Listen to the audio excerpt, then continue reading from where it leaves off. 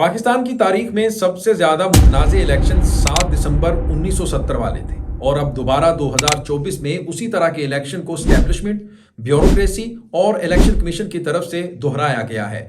1970 के इलेक्शन और 2024 के इलेक्शन में रिजेंबलेंस बहुत ज्यादा है। दोस्तों, मैं आपको बताऊंगा, बांग्लादेश के एक सहाफी का स्टेटमेंट इस वक्त पाकिस्तान में सोशल मीडिया के ऊपर बहुत ज्यादा वायरल है।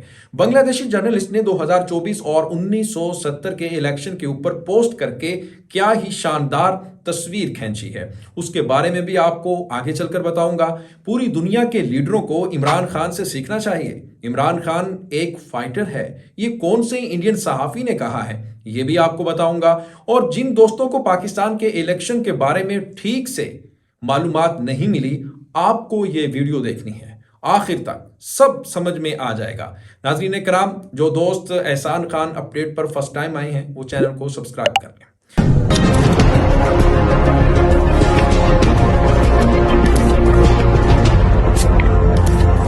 नाज़रीन, पहले बात करते हैं 7 दिसंबर 1970 के जनरल इलेक्शन की।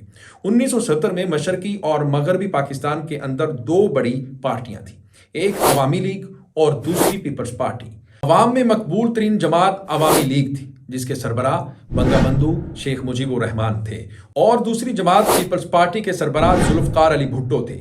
पीपल्स पार्टी को अवामी हिमायत हासिल नहीं थी, पॉपुलरिटी का ग्राफ बहुत कम था, लेकिन ब्यूरोक्रेसी, इलेक्शन कमीशन और स्टैब्लिशमेंट की भरपूर हिमायत हासिल थी। जबकि अवामी लीग को भरपूर अवामी हिमायत तो हासिल थी, लेकिन स्टैब्लिशमेंट, ब्यूरोक्रेसी और इलेक्शन कमीशन की हिमायत हासिल न थी। 7 दिसंबर 1970 को इलेक्शन होते हैं, तो शाम को रिजल्ट जब आता है तो टोटल 300 सीटों पर अवामी लीग के बंगबंधु शेख मुजीबुर रहमान को 167 सीटों पर कामयाबी मिली, जबकि पीपल्स पार्टी को 88 सीटें मिली। दोस्तों, शेख मुजीबुर रहमान की अवामी लीग के साथ भी उसी तरह का जुल्म, जबर, जोर, जबरदस्ती की जाती रही, लेकिन इलेक्शन के दिन अवाम ने वो टर्नआउट दिया कि स्टैब्लिशमेंट, ब्यूरोक्रेसी और इलेक्शन कमीशन को शिकस्त हुई। 70 के इलेक्शन के नतीजे के बाद होना तो ये चाहिए था कि शेख मुजीबुर रहमान की अवामी लीग को हुकूमत दे दी जाती, इक़्तिदार सौंप दिया जाता, लेकिन ऐसा ना हुआ। बदकिस्मती से अक्सरियत को अकलियत में बदल दिया गया। अब बात करते हैं पाकिस्तान में होने वाले 2024 के इलेक्शन की। इलेक्शन से पहले इमरान खान को जेल में डाल दिया गया और इमरान खान के ऊपर मुख्तलिफ झूठे केस बना दिए गए ताकि इमरान खान इलेक्शन में हिस्सा ना ले सके। इमरान खान की पार्टी तहरीके इंसाफ के बड़े बड़े लीडरों को भी जेल में डाल दिया गया। किसी तरह से, किसी तरीके से पार्टी को तोड़ दिया जाए ताकि नून लीग और पीपल्स पार्टी जैसी दूसरी सियासी पार्टियों को इलेक्शन जितवा दिया जाए। इमरान खान की पार्टी से इंतखाबी निशान बैट यानी बल्ला वापस ले लिया गया और आज़ाद उम्मीदवार के तौर पर इलेक्शन लड़ने का कहा गया। इतनी ज़्यादा नाइंसाफ़ी होने के बावजूद भी जब 8 फरवरी को इलेक्शन होता है तो पाकिस्तान के हर हलके में तहरीके इंसाफ जीतती हुई नज़र आ रही थी। उसके बावजूद कि पाकिस्तान तहरीके इंसाफ, इमरान खान की पार्टी को ना ही इलेक्शन कैंपेन करने दी गई और ना ही कोई पोलिंग एजेंट खड़ा करने दिया गया। तकरीबन पाकिस्तान के तमाम हलकों से जो रिजल्ट सामने आ रहे थे, रिजल्ट का 20% के मुताबिक तहरीके इंसाफ सब सीटें ही जीत रही थी, यानी क्लीन स्वीप कर रही थी। फिर अचानक रिजल्ट्स को रोक दिया जाता है और टीवी स्क्रीन के ऊपर पुराने जो रिजल्ट थे वो चलाए जाते हैं। इलेक्शन कमीशन की जिम्मेदारी होती है नाज़रीन इकराम के रात 12 बजे तक उसने रिजल्ट देना होता है, लेकिन 8 फरवरी की रात 11 बजे से लेकर अगले दिन 8 बजे तक नताइज को, रिजल्ट्स को रोक दिया जाता है। फिर तो 9 फरवरी को पता चलता है कि सुबह 10 बजे को जो जीत रहे थे वो हार गए और जो हार रहे थे वो जीत गए।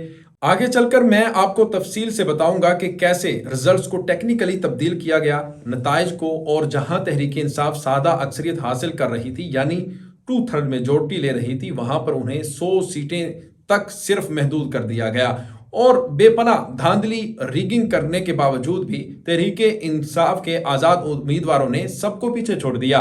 कौमी असम्बली 102 नशिस्तों पर आज़ाद उम्मीदवार कामयाब हुए, 73 हलकों पर नून लीग, जबकि 54 हलकों में पीपल्स पार्टी को कामयाबी मिली है।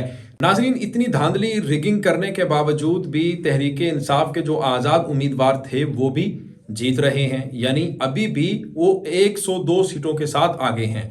लेकिन जो नून लीग है उसने क्या खूब धांधली की और क्या कुछ किया, इसके ऊपर तो मैं आपको नेक्स्ट वीडियो में बताऊंगा। लेकिन अब मैं आपको बताता हूं कि जो धांधली टेक्निकली जिस तरह से की गई वो आपके सामने रखता हूं। लेकिन मैं आपको पहले ये बता देता हूं, जो सुधीर चौधरी हैं, इंडियन एंकर पर्सन है, उन्होंने कहा है कि इमरान खान से कुछ सीखना चाहिए दुनिया के तमाम बड़े लीडरों को कि वो जेल के अंदर रहकर भी किस तरह से जीत गया, किस तरह से उसकी पार्टी के ऊपर, उनके ऊपर पाबंदियां, जोर जबर, जुल्म, पता नहीं क्या कुछ किया, लेकिन वो फिर भी जीत गया। लेकिन अब मैं आपको बताता हूं कि फॉर्म 45 है वो क्या है और फॉर्म 47 क्या है। आपको पता है कि जब इलेक्शंस होते हैं फिर पोलिंग स्टेशंस के ऊपर जो नताइज मुरतब होते हैं, नताइज बनते हैं, उसके पास एक पेपर के ऊपर लिख कर दे दिया जाता है कि जनाब ये आपके इस पोलिंग का रिजल्ट है। वो पोलिंग जो एजेंट्स होते हैं मुख्तलिफ पार्टियों के, उनको भी दे दिया जाता है, लेकिन वहां पर मौजूद जो इलेक्शन कमीशन की तरफ से जिनको तैनात किया जाता है वो लिख कर देते हैं, जिनको प्रिजाइडिंग ऑफिसर कहते हैं। फिर 45 फॉर्म जो होता है वो नाज़रीन जाता है आरओ के ऑफिस में, फिर वहां से फाइनल रिजल्ट आता है, उसको 47 फॉर्म कहते हैं। अब 45 फॉर्म के मुताबिक तो तहरीक इंसाफ पूरे पाकिस्तान से जीत रही है और उसकी लगभग 180 सीटें बनती हैं, लेकिन 47 के मुताबिक तहरीक इंसाफ तकरीबन सिर्फ 100 सीटें ले रही है। यानी कितनी बड़ी धांधली की जा रही है, इसके ऊपर बहुत सारी जो पाकिस्तान के हलके हैं उसके ऊपर चैलेंज कर दिए गए हैं पाकिस्तान की अदालतों में, जिसमें से 4 से 5 हलकों में ये केस तहरीक इंसाफ जीत चुकी है। बाकी अगर ऐसे ही जीतती रही कि वो रिजल्ट वापस आते हैं तो इसका मतलब ये हुआ कि तहरीक इंसाफ ये हुकूमत बनाने के लायक हो जाएगी और वो सादा अक्सरियत हासिल कर लेगी, 2/3 मेजोरिटी, 180 जो सीटें हैं उनकी बनेगी और इमरान खान की हुकूमत आएगी। लेकिन तहरीक इंसाफ को हराने के लिए क्या कुछ नहीं किया गया, धांधली, पता नहीं और क्या कुछ, इमरान खान के ऊपर पाबंदियां, पार्टी पकड़ दकड़, कारकुनों को पकड़ा गया। और नाज़रीन आपने इसके बारे में बताना है, कमेंट सेक्शन में जाइएगा कि क्या शेख मुजीबुर रहमान के साथ जो किया गया है वो ही अब पाकिस्तान में इमरान खान के साथ भी किया जा रहा है। ये किसने कहा है? ये जनाब बांग्लादेशी एक सहाफ़ी ने कहा है। उनकी ये जो स्टेटमेंट है आप देख सकते हैं कि किस तरह से ये वायरल है। और उन्होंने जो कहा है कि क्या उस वक्त शेख मुजीबुर रहमान को हुकूमत बनाने दी जाती तो आज आपको ये दिन ना देखना पड़ता। तो नाज़रीन मुझे दें इजाज़त, मिलेंगे इंशाल्लाह नेक्स्ट वीडियो में, तब तक के लिए अल्लाह हाफिज़।